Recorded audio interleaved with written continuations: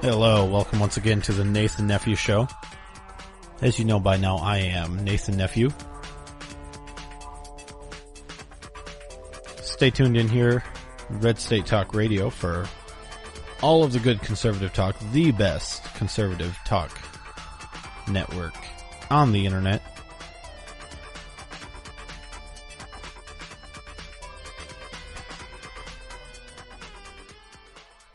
Today I have a bunch of things to talk about like I usually do. Of course, the Zimmerman trial is going on right now in Florida. That's the hot news of the week. It's getting wall-to-wall coverage on most news networks. And, I've tried really hard, and I've mentioned this before, so I'm sorry for repeating myself, but I've tried really hard to stay away from this story because first of all, I don't feel like there should be a trial at all because I don't think, definitely now, I see that the prosecution, the state has not proven that there should have been a case. They have not proven their side.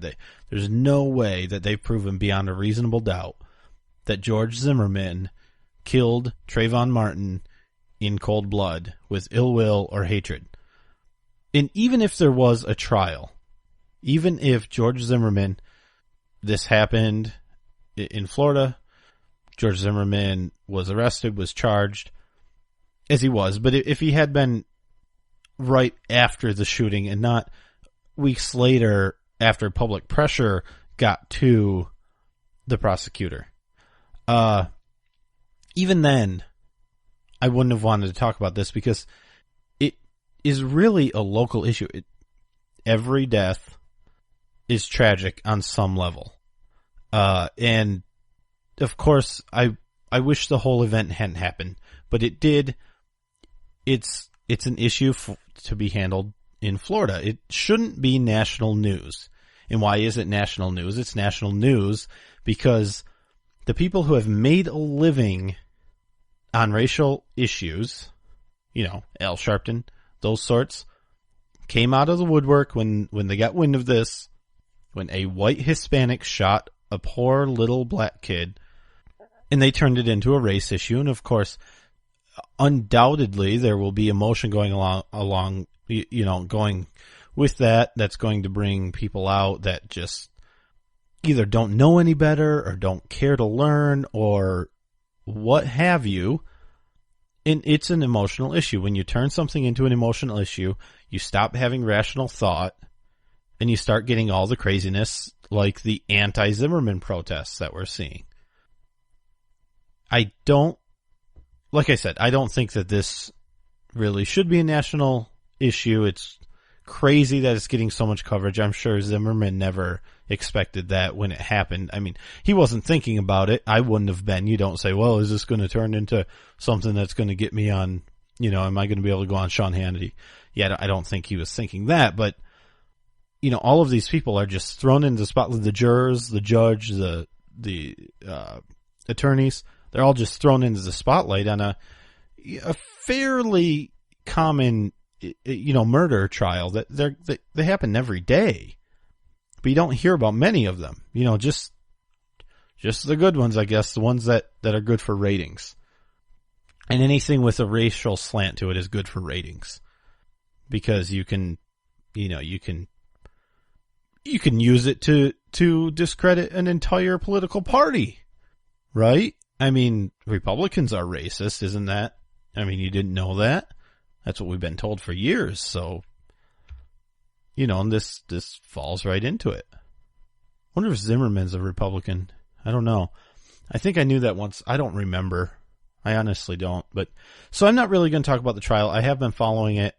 If you want to hear my take on it, along with Brian's take, I know that's hard to swallow sometimes, but adoddshow.com or catch Ad Odds right here on Red State Talk Radio.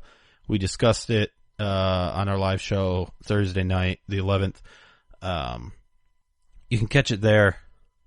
We spent the first half of the show talking about the trial, and then we got into some interesting discussion about Adam Kokesh and what he did with loading a shotgun in Washington, D.C., which, of course, is a felony. It's illegal to have a loaded firearm in D.C., Brian and I, disagree on whether that will be productive and whether that's the right way to go about changing firearm regulations in the country. I think absolutely not. It isn't the best way to go about it. But regardless of what Brian wants to say, I do not disagree with, I don't have a problem with Adam Koch's motives. I'm right with him when he says that it is wrong that any one of us cannot walk into Washington, D.C. with a loaded firearm. Or any other city, any other place, the post office, Chicago, I don't care where it is. I'll stand next to him with that.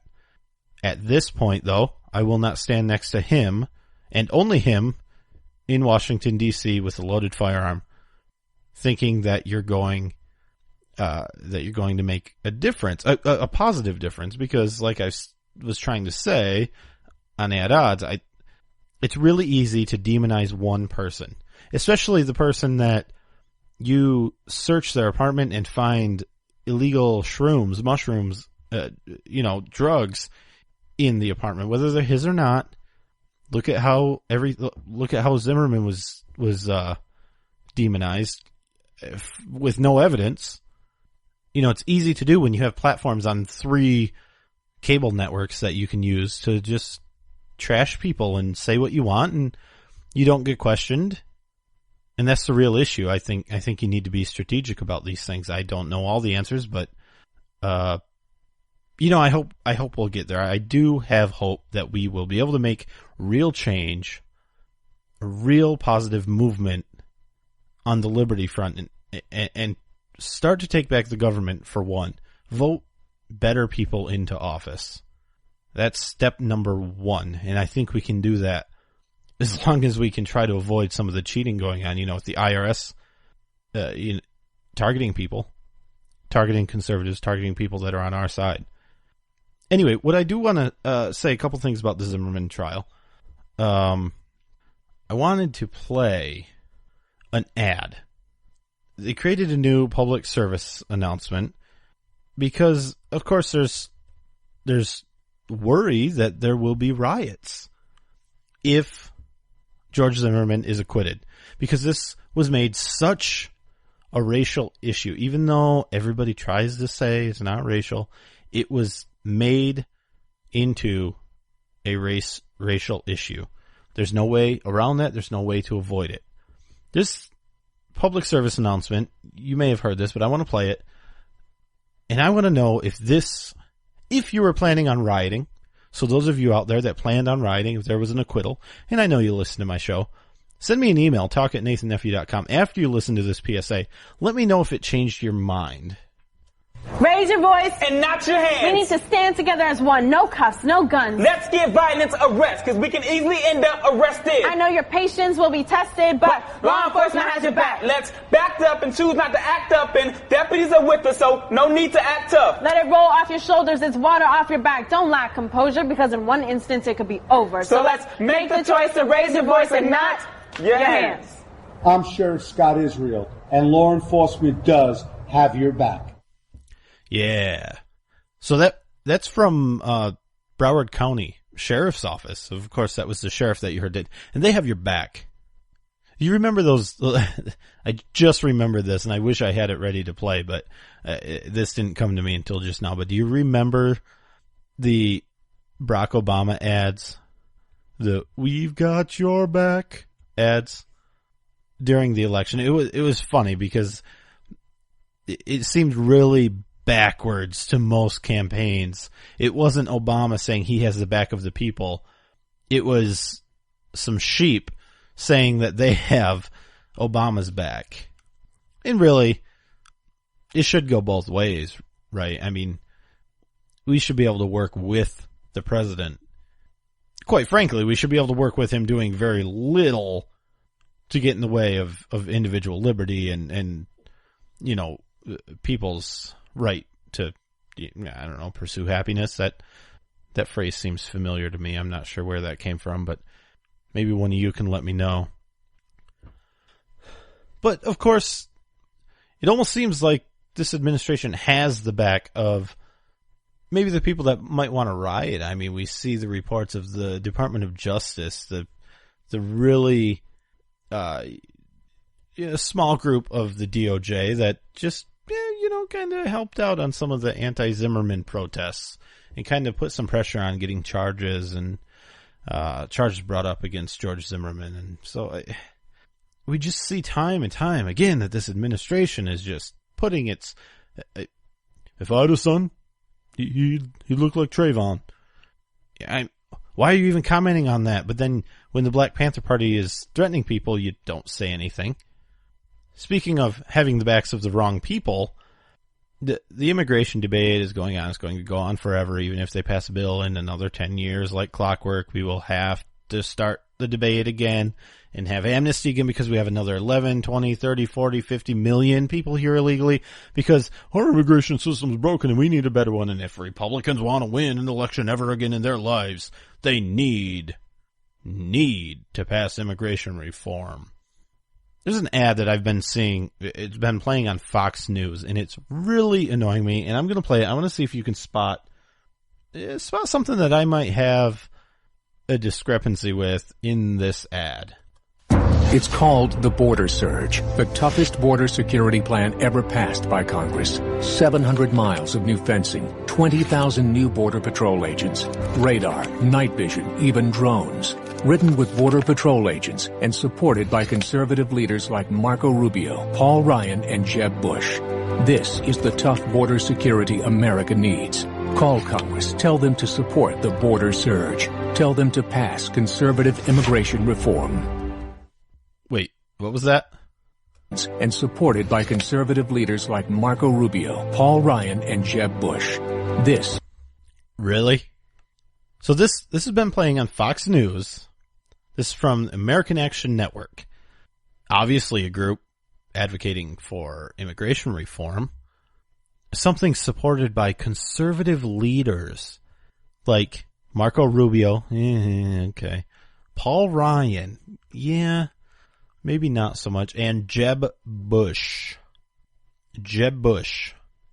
Yeah. So, I'm not so sure. I mean, I could be wrong, and let me know if I'm wrong, but when I think of conservative leader, no less, I do not think of Bush. That name doesn't come to mind. Now, granted, neither does Obama, but I guess that's kind of my point. There's certain names that when I hear their last name, Kennedy, families, I do not think conservative.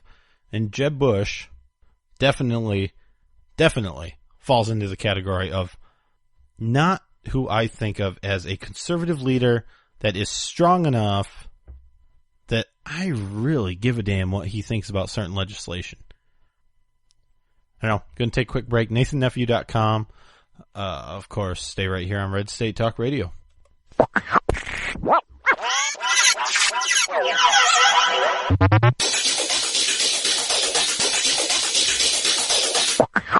When it comes to TV, if you can't see the difference, why pay the difference? Switch to Dish for the best value in entertainment. Not only will you find the same channels you know and love for less, Dish sweetens the deal with free HD for life and premium movie channels free for 3 months, including Blockbuster at Home. You can also save a bundle when you combine DishNet high-speed internet with your TV service. Why would you ever pay more for TV? Switch to Dish and see what real value is. Free HD for life, premium channels free for 3 months, scores of movies with Blockbuster at Home, premium savings when you bundle DishNet high-speed internet service. Limited time offer, 24-month agreement with credit qualification required. Cancellation fee, auto pay, and paperless billing and other restrictions apply. Call for details. Call Dish Satellite, your Dish authorized retailer now. 800-507-9468. 800-507-9468. 800-507-9468. That's 800-507-9468.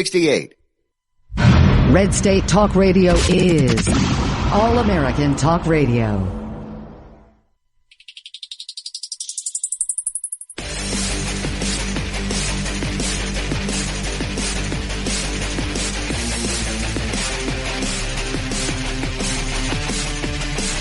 The Nathan Nephew Show.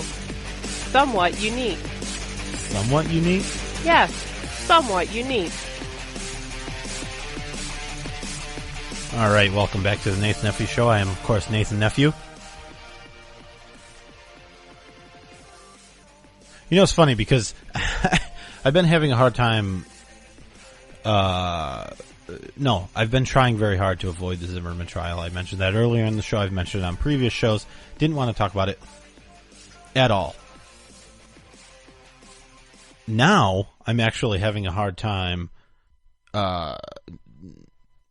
not talking about it because I kind of want to, because I've been following it. It's so interesting, and I don't think most people follow too many trials very closely. I mean, I kind of know how the process works. I've seen it before. I've watched other trials and things, but I've never, you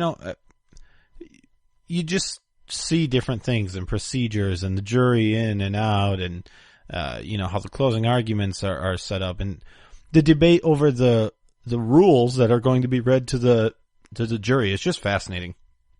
Did you see this? Washington, D.C., their city council passed a bill, of course, that the unions loved and supported. Basically, it's a living wage law, and it applies only to stores larger than 75,000 feet and excludes grocery stores. So Walmart is who this targets. It forces them to pay a living wage, like over $12 an hour, a living wage to all employees.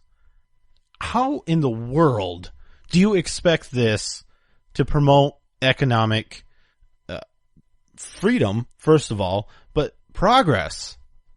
And these are progressives we're talking about. I mean, aren't they all about progress? Is that it? Or what is it? It's progressive government, isn't it? I guess I had that backwards. Walmart. I like Walmart.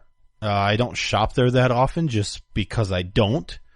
But I will, and I do. I don't avoid it. It's just not the closest store, and the price difference generally isn't worth it for me to drive to Walmart. Sometimes I do. But it's so successful, and they're able to offer decent products for decent prices. And the people in Washington, D.C. love that. But, of course, they're big business. It's not fair that they pay such a low wage for such low-level jobs. No offense to the people that work at Walmart. That's not my point.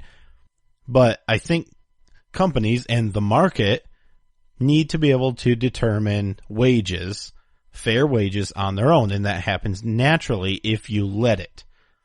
What do you think the council is going to do when they realize that Walmart is going to raise their prices because they have to pay a higher wage? So they have to cover the higher wage because they're in business to make money, which is why everybody is and should be in business. So if they don't have to, they're not going to just absorb that cost. They'll pass it on because they'll still sell the products. You can't have it both ways. You can't take a business, make them pay higher wages, and force them to keep prices low and expect them to be successful and stay in your city. In fact, they're planning on build like 5 stores or something in the DC area. They said they will not build, I think 3 of them, and that haven't been started yet. They haven't broken ground on those, and they will think very long and hard about the ones that they've already started. They may abandon all plans to put stores in DC because of this, because they're being forced, they're being regulated in such a way that it will cost them a lot of money. Not only that, I mean, it seems to me, and I'm not an economic expert or an accountant, but it might lower the wages of management and people who generally make a higher wage than just the general labor force, cashiers and whatnot. So there's less differentiation between the bottom and the top, which of course is the goal of progressives. That is the goal. And that's what this living wage thing is about. But it's not what's best for business or the economy or, just freedom. It definitely disincentivizes people to try hard and try to make it to the top, because if they can just be a cashier, nothing wrong with being a cashier, but why take on additional responsibilities if you're not going to be making, if it's not worth it? It's crazy. We see these sort of things happening all over the place. unions pushing legislation like this, unions forcing companies to pay higher wages than the people that work there are worth based on market values. And it just hurts business. And in fact, the people in D.C. may not have a Walmart close to them now because of this, and they may still have to go somewhere else and pay a higher price for whatever they want to buy. The Obama administration, like I said earlier, is sticking their hands in everything that they can possibly get their hands into. They have this insider threat program. I don't know if you've heard about this. Basically what it is, it's kind of like the whole, if you see something, say something. But if you do say something, prepare to run to Russia because we're not going to be happy if you see something and then say something about it, a la Edward Snowden. But what this is saying is telling federal employees to spy on your coworkers. Well, not spy, but keep an eye on them. And look for, really weird things like financial problems or odd hours. Is your coworker coming in early and leaving late? Did your coworker take lunch at 1 p.m. instead of noon? You should report them to the authorities because they might be a terrorist or a leaker like Edward Snowden. Now, of course, this actually came out in 2011. It was kind of in response to Bradley Manning, who released all sorts of things, and that's a whole nother issue. But it was in response to leaks that came out of the Obama administration, or leaks of workings of the Obama administration. Now, these procedures that they have for people to watch your coworkers have not been proven. They're not scientifically proven to work at all. So there's no basis for these sorts of things. There's nothing that shows, hey, if we tell people to, spy and tattle on their coworkers, it will help the country. They just do it because they think surveillance is the right way to go. Look at the NSA. And hell, with the NSA, why do we need coworkers spying on people when the NSA is doing it anyway? I mean, what's the difference? Really what this leads to is you take a bunch of untrained people, you tell them to look for, problem behavior, anything weird. And so what you get is a bunch of people profiling their coworkers, leads to all sorts of problems, hostile working environments, just a lot of false reports, a lot of privacy issues, because, hey, Jeff's having financial problems. Let me dig into that a little bit and then report it to the government and let them know. Now, yeah, Bush had a very similar thing, but Obama's doubled down on it. I mean, he's taking Bush and Carter and things like that and just made it so much worse. He's inflating everything that has been bad in the past and just making it worse. All of the things that he said, I will not do that. In fact, that's un-American. That is unpatriotic. He's doing them 10 times. All right, that's all the time for me. NathanNephew.com, RedStateTalkRadio.com. Check out the schedule there, and you can find when this show rebroadcasts if you missed part of it, and also At Odds show that I do with Brian. Check that out for a lot more on the Zimmerman trial. Email me, talk@NathanNephew.com, and of course, check out my kids' book, MyParentsOpenCarry.com. Brian and I co-wrote it, co-authors on that one. It's good to get the conversation started. Second Amendment, self-defense, open carry, or concealed carry. It applies either way, but to get the conversation started with, your 10-year-old or whatever. Or if you homeschool, it's perfect. So, all right, see you next week.